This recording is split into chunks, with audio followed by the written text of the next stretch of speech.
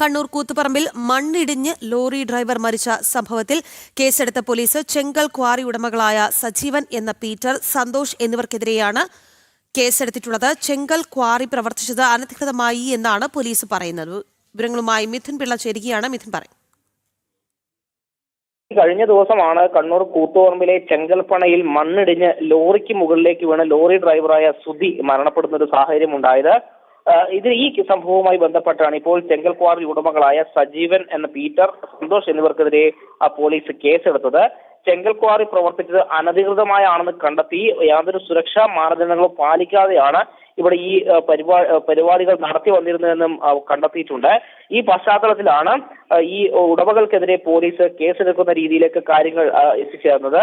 ഏതായാലും ഈ മേഖലയിൽ പലയിടത്തും ഇത്തരത്തിൽ അനുമതിയോ മറ്റ് സുരക്ഷാ മാനദണ്ഡങ്ങളോ പാലിക്കാതെ ചെങ്കൽ ക്വാറികൾ പ്രവർത്തിക്കുന്നുണ്ട് എന്നൊരു ആരോപണം നേരത്തെ തന്നെയുണ്ട്. ആ ഒരു പശ്ചാത്തലത്തിൽ കൂടിയാണ് ഈ അപകടത്തിന് തൊട്ടു പിന്നാലെ ചെങ്കൽ ക്വാറി ഉടമകൾക്കെതിരെ പോലീസ് കേസെടുത്തിരിക്കുന്നത്. രാഖി.